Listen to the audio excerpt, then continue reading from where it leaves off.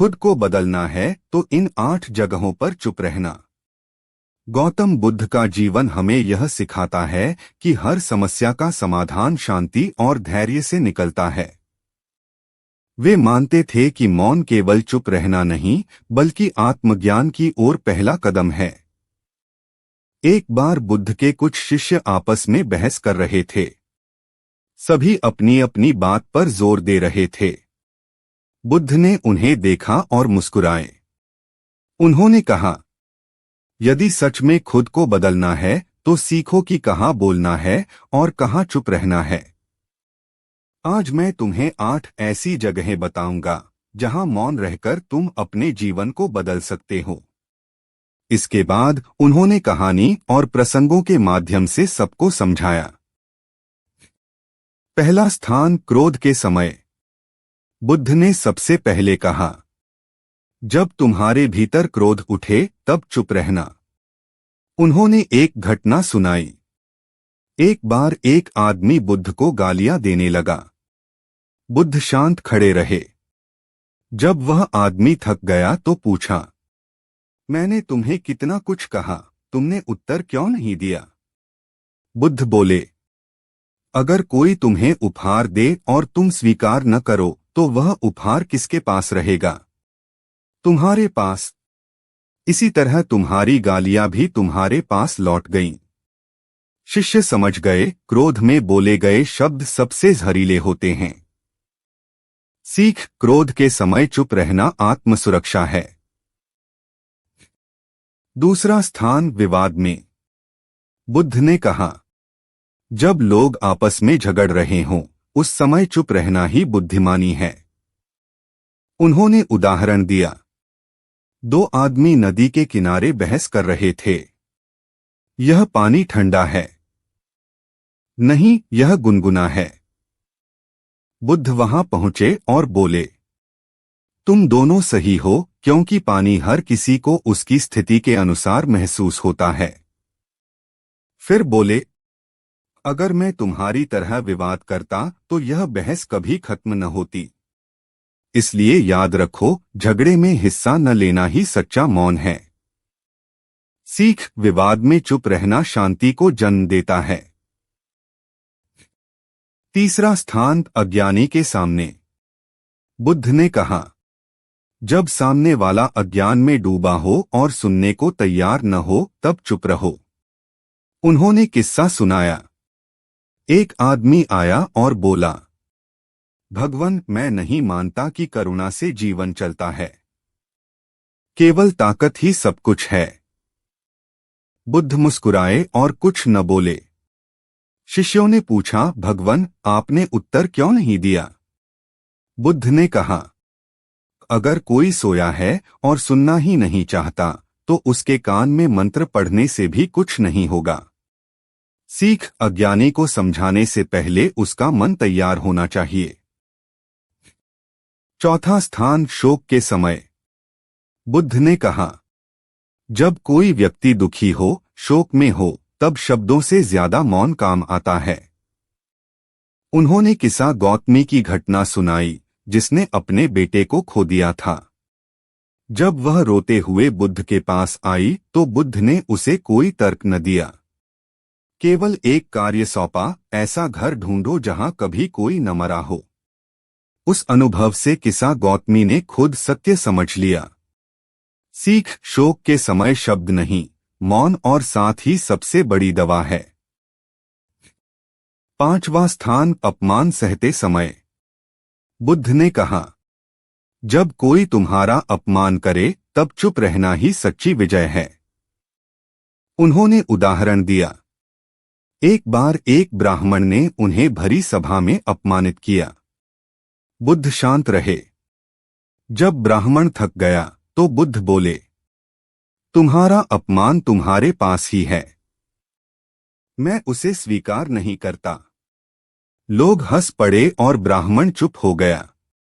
सीख, अपमान का उत्तर मौन से देने पर अपमान लौट जाता है। छठा स्थान, गलत संगति में। बुद्ध ने कहा, जब तुम गलत संगति में हो, जहां केवल नकारात्मक बातें हो रही हों, तब चुप रहना ही सबसे अच्छा है। उन्होंने शिष्यों से कहा, जैसे स्वच्छ वस्त्र पर कीचड़ गिर जाए तो दाग लग जाता है, वैसे ही गलत संगति की बातें मन को गंदा कर देती हैं। वहां मौन रहना ही आत्मा की रक्षा है। सीख, गलत संगति से बचना ही चरित्र की रक्षा है। 7वां स्थान, कामना के समय। बुद्ध ने कहा, जब मन में लालच, इच्छा या वासना उठे तब मौन रहो। बोलना उसे और बढ़ाता है। उन्होंने उदाहरण दिया। एक भिक्षु ने कहा, भगवन, जब मैं भोजन देखता हूं तो मुझे इच्छा रोकनी कठिन हो जाती है। बुद्ध बोले, अगर तुम बार बार कहोगे कि मुझे भूख लगी है, मुझे यह चाहिए, तो इच्छा और बढ़ेगी। पर यदि मौन रहकर मन को साधो तो वह स्वतः शांत हो जाएगी। सीख, कामना के समय मौन आत्मसंयम सिखाता है। 8वां स्थान, ध्यान के समय। अंत में बुद्ध ने कहा, जब तुम आत्मज्ञान पाना चाहो तब पूर्ण मौन आवश्यक है। उन्होंने बताया, मैंने बोधि वृक्ष के नीचे वर्षों तक मौन साधना की। वहीं समझा कि सत्य बाहर नहीं, भीतर है, और उसे सुनने के लिए भीतर मौन होना जरूरी है। सीख, ध्यान और आत्मज्ञान के लिए मौन सबसे बड़ा साधन है। निष्कर्ष, बुद्ध ने अपने शिष्यों से कहा, यदि तुम सच में बदलना चाहते हो तो इन 8 जगहों पर मौन रहो। 1. क्रोध के समय। 2. विवाद में। 3. अज्ञानी के सामने। 4. शोक के समय। 5. अपमान सहते समय। 6. गलत संगति में। 7. कामना के समय। 8. ध्यान के समय। इन 8 मौन से जीवन में 8 गुण आते हैं: धैर्य, शांति, विवेक, करुणा, आत्मसम्मान, चरित्र, संयम और आत्मज्ञान। शिष्य मौन होकर बैठे रहे। बुद्ध मुस्कुराए और बोले, देखा, तुम सब अभी सीख गए कि मौन ही सबसे बड़ी शिक्षा है। अंतिम प्रेरणा। जीवन में हम सब बदलना चाहते हैं, लेकिन बदलाव बाहर से नहीं, भीतर से आता है। मौन हमें आत्मचिंतन, धैर्य और सही दिशा देता है। यदि हम इन 8 अवसरों पर मौन रहना सीख लें तो हमारा जीवन निश्चित ही शांति, सफलता और संतोष से भर जाएगा। गौतम बुद्ध की प्रेरणादायक कहानी। बहुत समय पहले कपिलवस्तु नगरी में एक राजकुमार का जन्म हुआ। उसका नाम सिद्धार्थ रखा गया। जन्म के समय ही ज्योतिषियों ने भविष्यवाणी की थी कि यह बालक या तो एक महान सम्राट बनेगा या फिर सन्यासी बनकर पूरी दुनिया को ज्ञान का मार्ग दिखाएगा। राजा शुद्धोधन चाहते थे कि उनका बेटा राजसुख में पले और उसे कभी दुख दर्द का अनुभव न हो। इसलिए उन्होंने सिद्धार्थ को महलों में ही बांध दिया। चारों ओर नृत्य, संगीत, वैभव, सुख सुविधाएं, हर चीज थी। लेकिन सच्चाई कितने समय तक छिप सकती थी? पहला झटका, 4 दृश्य। एक दिन राजकुमार महल से बाहर निकले। उन्होंने पहली बार जीवन की सच्चाई देखी। एक बूढ़ा आदमी जिसकी पीठ झुकी हुई थी और चेहरे पर झुर्रियां थीं। 2. एक बीमार आदमी जो दर्द से कराह रहा था। 3. एक शव जिसे लोग अंतिम यात्रा पर ले जा रहे थे। 4. और अंत में एक साधु जिसके चेहरे पर अद्भुत शांति थी। ये 4 दृश्य देखकर सिद्धार्थ के हृदय में हलचल मच गई। उन्होंने सोचा, राजमहल के सुख कितने दिन तक? आखिर बूढ़ा होना है, बीमार होना है और मृत्यु तो निश्चित है। फिर इन दुखों से मुक्ति का मार्ग क्या है? संन्यास की राह। राजमहल, रथ, घोड़े, पत्नी यशोधरा और शिशु राहुल को छोड़कर सिद्धार्थ रात में ही महल से निकल पड़े। वे सत्य की खोज में जंगलों में भटकने लगे। उन्होंने कठोर तपस्या की, भोजन त्याग दिया, शरीर को कष्ट दिए। लेकिन उन्हें ज्ञान नहीं मिला। तब उन्हें समझ आया कि अतिशय भोग और कठोर तपस्या दोनों ही गलत हैं। उन्होंने मध्य मार्ग को अपनाने का निश्चय किया। ज्ञान की प्राप्ति। बोधगया में बोधिवृक्ष के नीचे बैठकर सिद्धार्थ ने संकल्प लिया, जब तक सत्य का ज्ञान नहीं होगा मैं यहां से नहीं उठूंगा। कई दिनों तक ध्यान में लीन रहने के बाद उन्हें ज्ञान प्राप्त हुआ। वे बुद्ध बन गए, यानी जागृत। अब उन्होंने तय किया कि वे इस ज्ञान को लोगों तक पहुंचाएंगे। बुद्ध की शिक्षाएं कहानियों के माध्यम से। बुद्ध की शिक्षाएं सिर्फ कठिन दार्शनिक बातें नहीं थीं, बल्कि जीवन की छोटी छोटी घटनाओं से जुड़ी हुई थीं। चलिए कुछ प्रेरक प्रसंगों के माध्यम से जानते हैं। एक गुस्से का जवाब, मौन। एक दिन बुद्ध भिक्षुओं के साथ गांव में भिक्षा मांगने गए। वहां एक व्यक्ति बहुत नाराज हो गया। उसने बुद्ध को अपशब्द कहे, गालियां दी। बुद्ध शांत खड़े रहे, कुछ बोले ही नहीं। आश्चर्यचकित होकर व्यक्ति बोला, मैं तुम्हें गालियां दे रहा हूं और तुम कुछ बोलते क्यों नहीं? बुद्ध मुस्कुराए और बोले, यदि कोई आपको उपहार दे और आप उसे स्वीकार न करें तो वह उपहार किसके पास रहेगा? व्यक्ति बोला, देने वाले के पास। बुद्ध बोले, ठीक वैसे ही तुम्हारी गालियां मैंने स्वीकार नहीं की, वे तुम्हारे पास ही रहेंगी। सीख, गुस्से का जवाब गुस्से से नहीं, मौन और धैर्य से देना चाहिए। दो लालच का अंत। एक अमीर व्यापारी बुद्ध के पास आया और बोला, भगवान, मेरे पास सब कुछ है लेकिन मन अशांत है। बुद्ध ने उसे एक कटोरा दिया और कहा, इसे नदी से पानी भरकर लाओ, लेकिन ध्यान रहे कि इसमें पानी छलके नहीं। व्यापारी बहुत सावधानी से पानी भर लाया। बुद्ध बोले, देखो, जिस तरह तुम कटोरे को संभाल रहे थे उसी तरह यदि धन संपत्ति को जिम्मेदारी से संभालो और दूसरों की भलाई में लगाओ तो मन अशांत नहीं होगा। सीख, धन तभी सुख देता है जब वह सेवा और सहयोग में लगाया जाए। 3 चुप रहने की ताकत। एक बार एक युवक ने बुद्ध से पूछा, गुरुदेव, हर जगह लोग बहस करते हैं, अपमान करते हैं, ऐसे में इंसान को क्या करना चाहिए?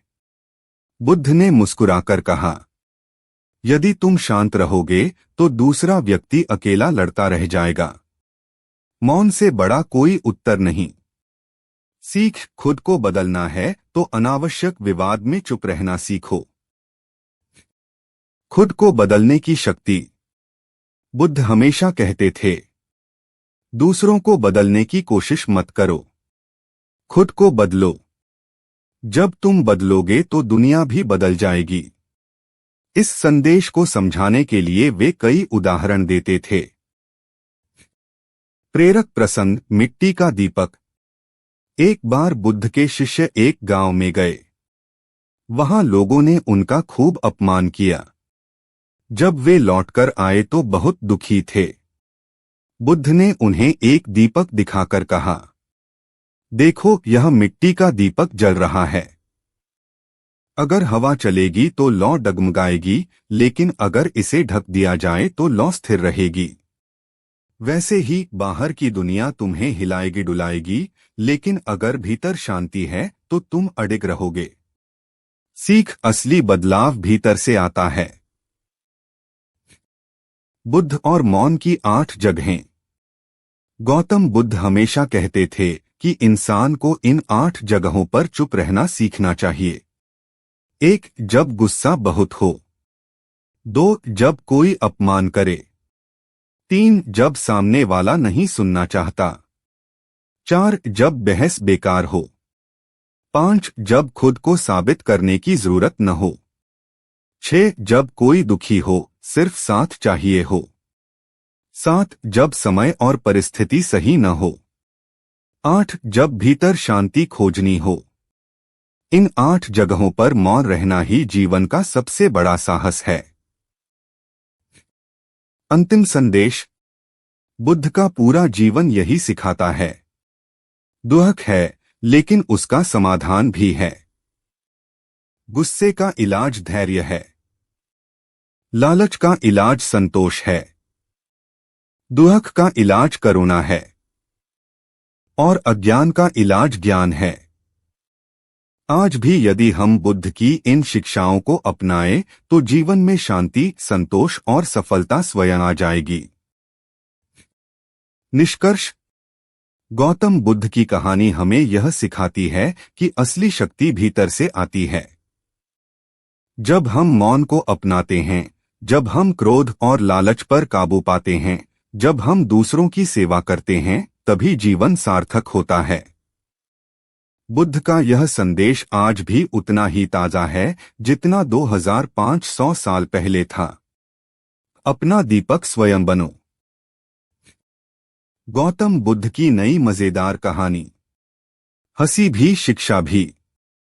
गौतम बुद्ध का जीवन हम सभी के लिए प्रेरणा का स्रोत है। उन्होंने दुनिया को दुख, शांति और आत्मज्ञान का सच्चा मार्ग दिखाया। लेकिन क्या आपको पता है कि बुद्ध के जीवन में कुछ किस्से इतने हल्के फुल्के और मजेदार भी हैं कि सुनते ही मुस्कान आ जाती है। आज की कहानी में हम बुद्ध और उनके शिष्यों की ऐसी ही एक घटना पढ़ेंगे जहां हंसी भी है और शिक्षा भी। पहला प्रसंग: शिष्य की अजीब आदत। एक बार की बात है, बुद्ध अपने शिष्यों के साथ किसी गांव में ठहरे हुए थे। उनके शिष्यों में आनंद, आनंदभद्र, उपाली, महाकश्यप और कई अन्य शामिल थे। इनमें एक शिष्य था चंचल स्वभाव का। उसे हर बात पर हंसी आती थी। चाहे गंभीर प्रवचन चल रहा हो या कोई ध्यान कर रहा हो, उसे अचानक ही ठहाका लगाना आ जाता था। शुरुआत में सभी शिष्य उसे टोकते थे, भाई, जब गुरुजी ज्ञान दे रहे हों तो इतना मत हंसो। लेकिन वह क्या करता?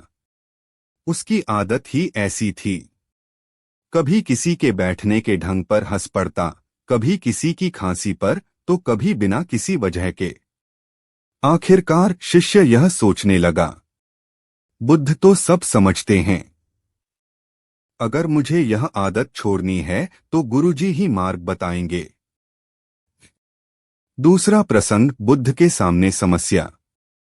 वह शिष्य बुद्ध के पास पहुंचा और बोला, भगवान, मैं ध्यान करना चाहता हूं, साधना करना चाहता हूं, लेकिन यह हंसी मेरी राह में बाधा बन रही है। कृपया कोई उपाय बताइए। बुद्ध मुस्कुराए और बोले, तो तुम्हें हंसी छोड़नी है? शिष्य बोला, हाँ प्रभु। बुद्ध ने गंभीर चेहरा बनाकर कहा, तो ठीक है। आज से तुम्हें हर वह जगह देखनी होगी जहां लोग हंसते हैं, और हर उस जगह पर जाकर समझना होगा कि हंसी का असली कारण क्या है। जब तुम्हें समझ आ जाएगा कि लोग क्यों हंसते हैं, तभी तुम्हें अपनी आदत पर नियंत्रण मिलेगा। शिष्य थोड़ा चौंका। उसे लगा कि गुरुजी तो उसे एक कठिन यात्रा पर भेज रहे हैं। लेकिन आज्ञा मानना उसका कर्तव्य था। तीसरा प्रसंग: हंसी की खोज। अगले दिन से वह शिष्य हंसी खोजने निकल पड़ा। एक पहला अनुभव: बच्चों की हंसी।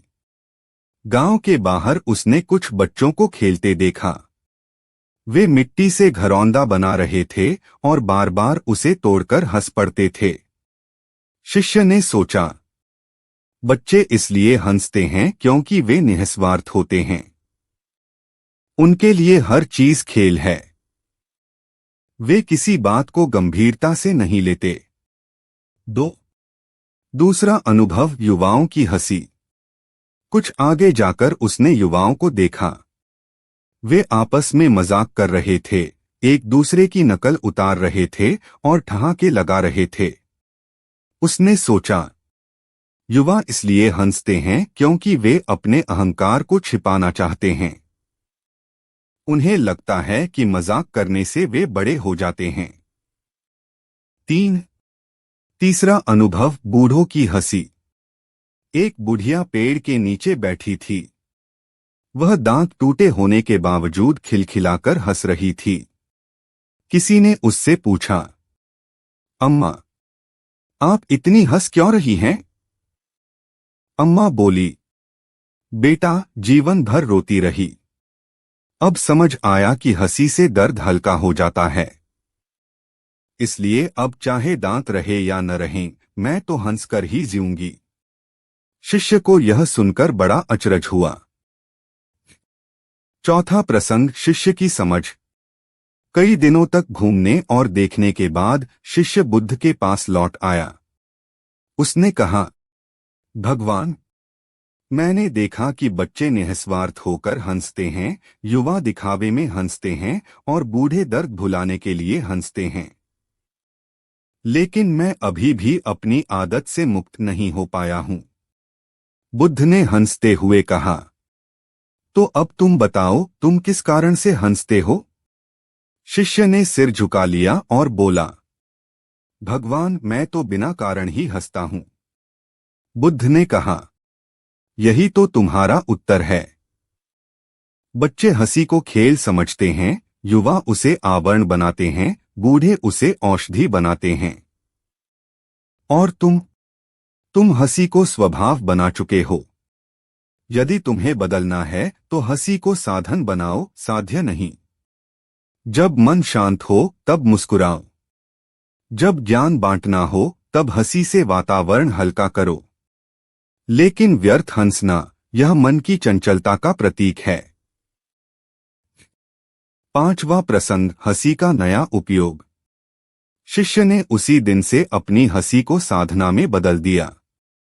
अब वह जब भी हंसता तो शिष्यगण का मन भी हल्का हो जाता। कभी कोई उदास होता तो वह उसकी ओर देखकर हल्के से मुस्कुराता और कहता, गुरुजी ने कहा है, हंसी दुख का बोझ हल्का करती है। धीरे धीरे उसकी आदत ने पूरे संघ का वातावरण बदल दिया। अब सभी शिष्य न केवल ध्यान करते बल्कि समय समय पर मुस्कुराते भी। मजेदार मोड़, हंसी का असर बुद्ध पर। एक दिन बुद्ध गंभीर प्रवचन दे रहे थे।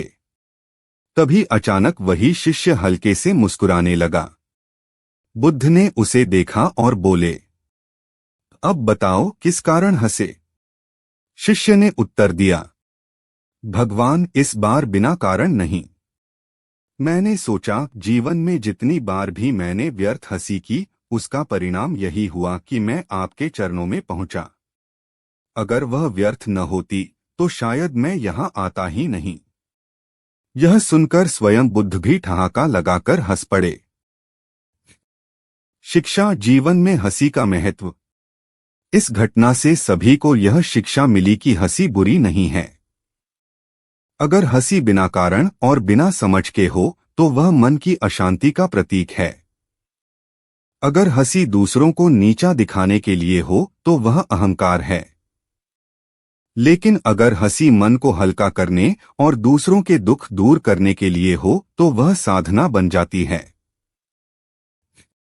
उपसंहार, गौतम बुद्ध ने अंत में कहा, सच्चा साधक वही है जो हर स्थिति को गंभीरता से भी ले सके और हल्केपन से भी। गंभीरता ज्ञान देती है और हल्कापन जीवन को मधुर बनाता है। जैसे नमक भोजन को स्वादिष्ट बनाता है, वैसे ही हंसी जीवन को सुगंधित बनाती है।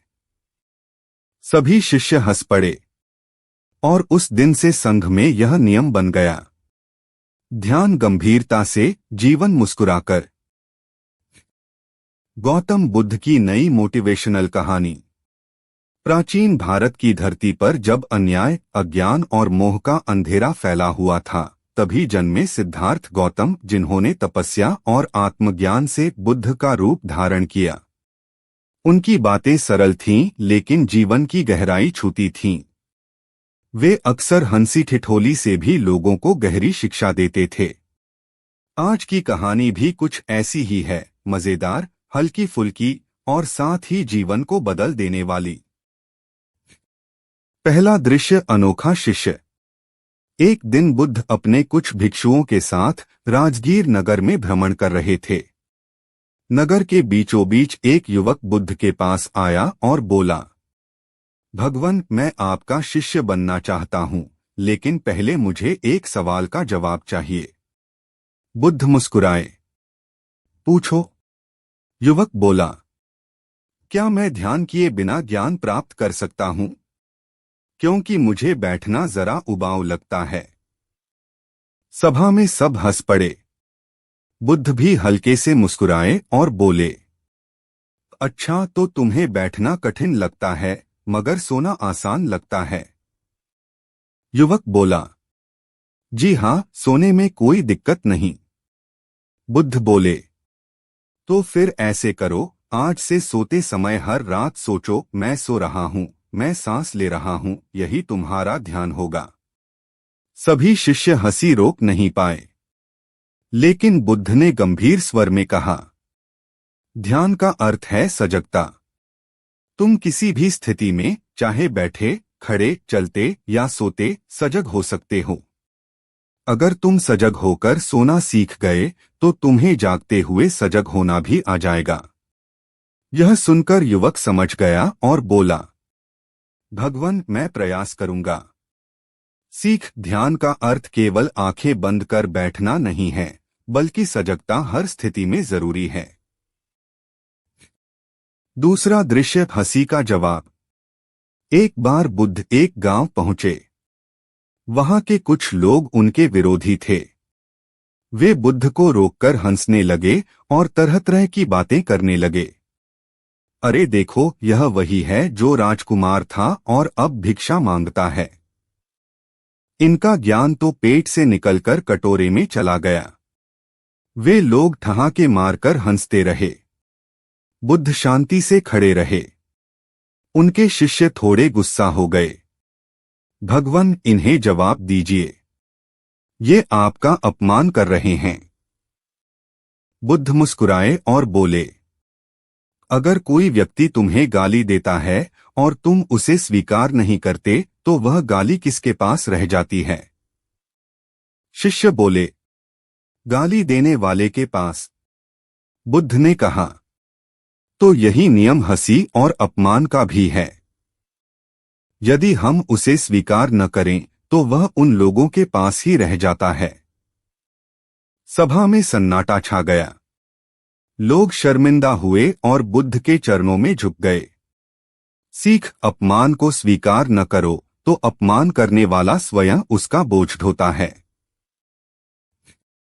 तीसरा दृश्य, आलसी भिक्षु की कहानी।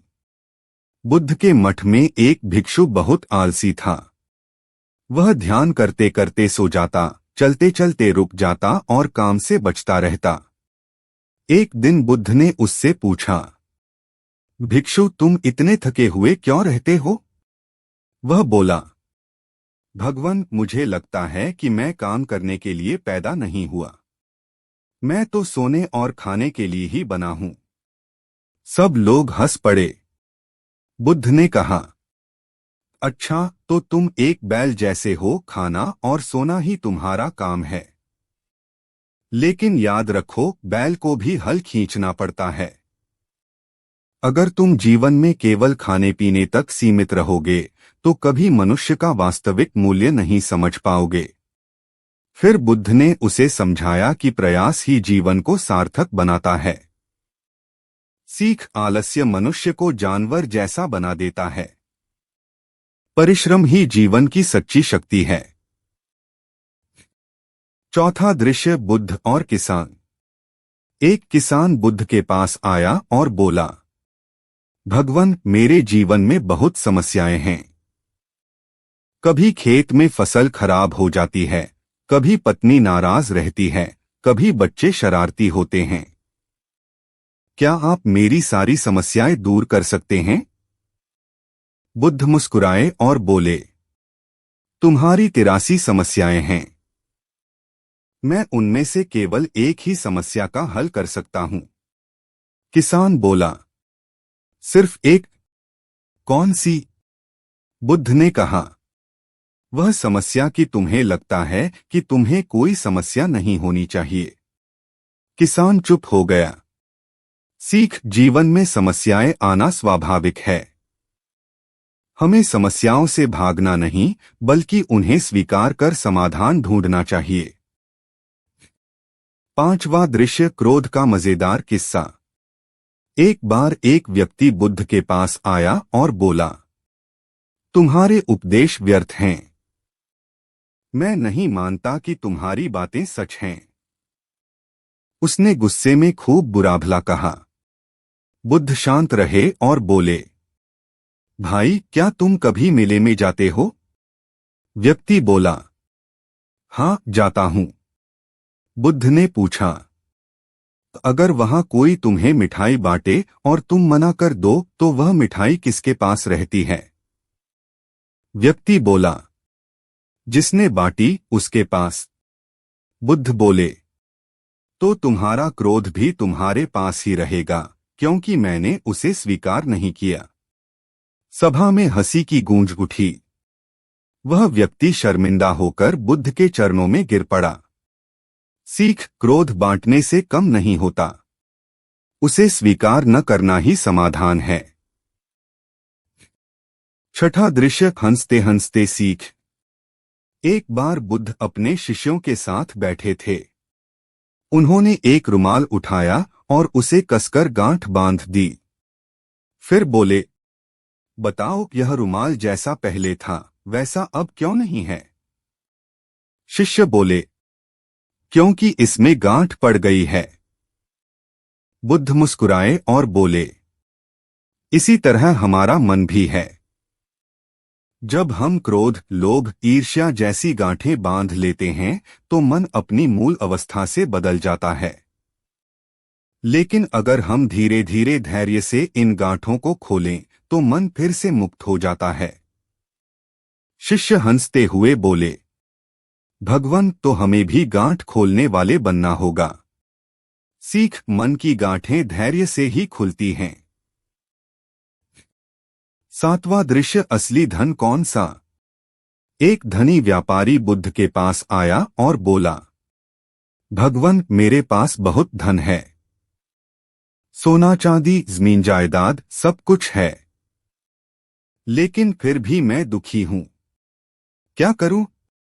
बुद्ध बोले, तुम्हारे पास जो धन है वह केवल बाहरी है। असली धन करुणा, प्रेम और शांति है। यह धन बांटने से बढ़ता है। बाहरी धन जितना बांटोगे उतना घटेगा, लेकिन आंतरिक धन बांटोगे तो और बढ़ेगा।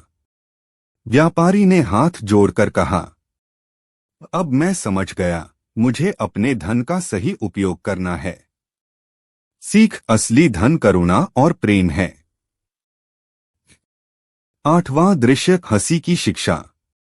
एक बार एक बच्चा बुद्ध के पास आया और बोला, भगवान, मेरे पिता कहते हैं कि पढ़ाई करो तभी जीवन सफल होगा, लेकिन मुझे खेलना ज्यादा अच्छा लगता है। बुद्ध ने हंसते हुए कहा, पढ़ाई करना भी खेल जैसा होना चाहिए। अगर पढ़ाई बोझ लगती है तो उसमें आनंद नहीं आएगा। खेल की तरह जब तुम पढ़ाई को मजेदार बना लोगे तो सीखना आसान हो जाएगा। बच्चा हंस पड़ा और बोला, तो मैं पढ़ाई को खेल समझकर करूंगा।